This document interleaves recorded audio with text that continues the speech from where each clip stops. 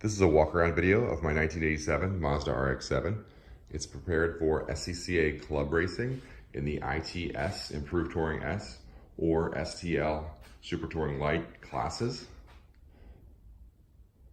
The paint is in mostly very good condition. The car was originally built in 1999 by RP Performance. They took someone's regular street car and converted it into a race car in 1999.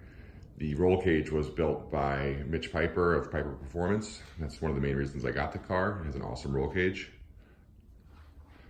The car was raced in the DC region most of its life. It went away for a few years, and then I bought it in 2012 from a guy in Florida and brought it back to DC. I just want to point out, this is probably the most significant body damage on the car, just the back right behind the rear wheel. Must have been tagged by another car here. Little scuff mark and some indentation. I don't think it's significant enough to fix considering it's a race car. Like I was saying, I bought it in 2012. I replaced most of the mechanical items in the car. Starting at the back, I did the rear differential. It has 512 gears at the back and a torsion and limited slip. The transmission has the favorable fifth gear from a GTU S, so it's a slightly lower ratio in fifth, less of an overdrive. Engine fully rebuilt, replaced rotor housings, rotors and eccentric shaft were sent away and balanced. Engine was tuned, Microtech ECU was added. It's tuned to 9,000 RPM.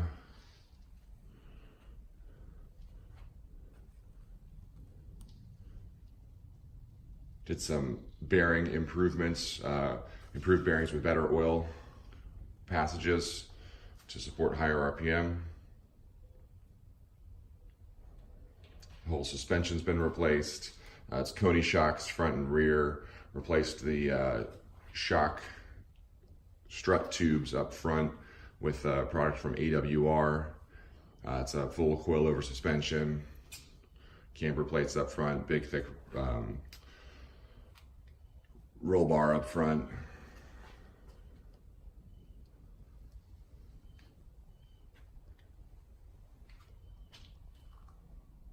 Car, like most race cars, has some racer tape on it. This has been on here a few years and it's holding up pretty well. There's some around the windshield, as well as covering up little items like where the side mirrors used to be, or some spots where the windshield washer fluid sprayers used to be. There's also some racer tape up on the front bumper. There's a little scuff mark here from some contact. Now let's take a look at the front bumper. It's probably where most of the wear is, cosmetic wear at least on the car. If you get up close, you can see little rock chips from gravel traps and stuff.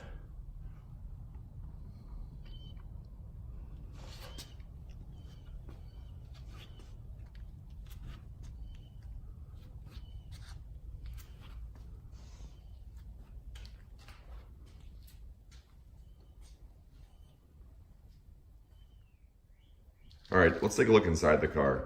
So my favorite feature of this car is the roll cage. It's a really nicely made cage from Piper Performance.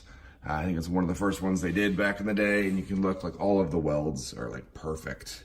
It's a really nicely built cage, big, strong structure around the driver here. And the driver door is hollowed out to make room for it, also letting you legally remove the glass, lightening it up a bit. The cage is also tucked up nice and tight to the roof. I'm super tall, so that meant that I could comfortably fit in this car.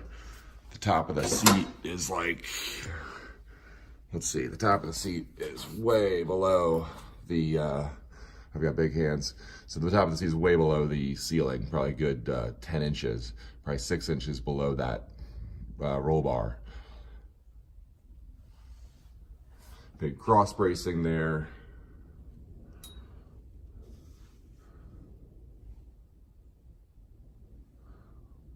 Sorry, getting a little too close and out of focus there. Let's see, inside, kill switch. Gauges in the dash are oil temperature, oil pressure, water temperature. We've got a big tachometer, When it's off, for some reason, it sits at 1500 RPM, so the car's obviously not running right now.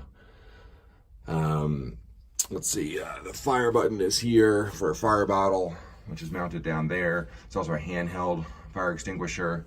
There's a cool suit cooler. It does get hot in here in the summer.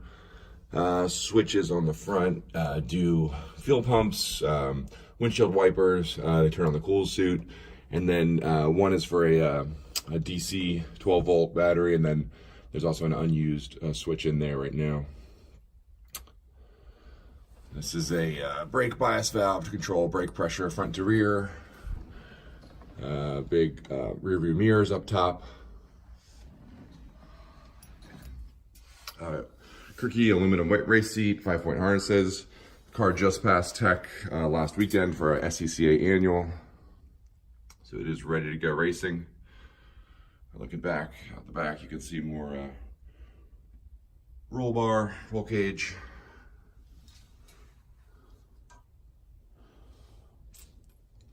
Racing steering wheel that is detachable. I rarely ever detach it though.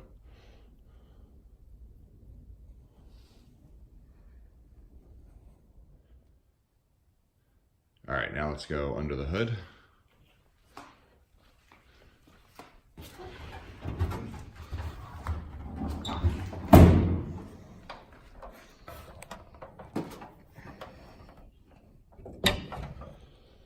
It's a 13B stock rotary engine. The main thing to upgrade on these is the cooling. So I've got a really big radiator here from ISC Racing, as well as a heat exchanger down there.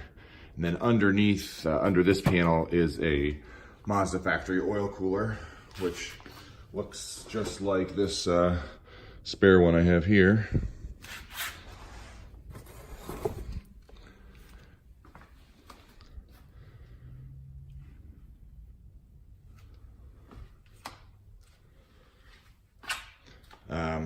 Some homemade insulation over here just to try and totally block off the headers from the intake, because you don't want to keep the heat from that header off the intake.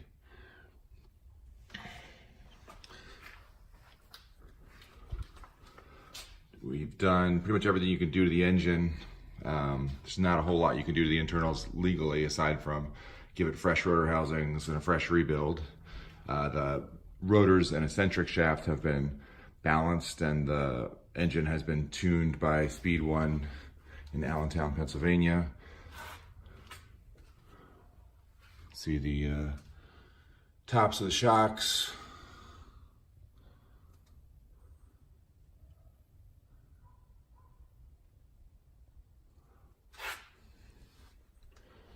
And that's about it. All right, let's take a look in the back of the car. So you can see the fuel cell. You can also see a lot of the roll cage back here. The roll cage is really the main reason I bought this car originally. It was done by Piper Performance. It's a really extensive six-point cage. Let me open up the cover over the fuel cell. An ATL cell here. I've got the fuel test port here for SCCA rules. This is a dipstick. This is how I check the fuel. It's a very simple system, never goes wrong. Just a stick, and then I've got some references on the top panel to know how many gallons I've got, and that way I can always make sure I come in off the track at just over minimum weight.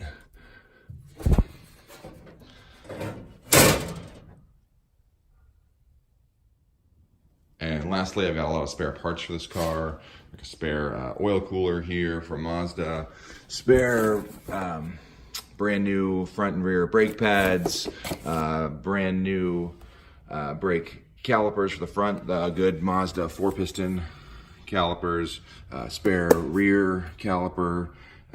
As far as brake rotor goes, I've got at least 4 spare brand new fronts and at least 2 brand new rears. I've got some used fenders and doors, spare brand new axle for the rear, rain tires, 2 sets of dry tires. I'll detail a lot of that in the gallery as well. Thanks for looking.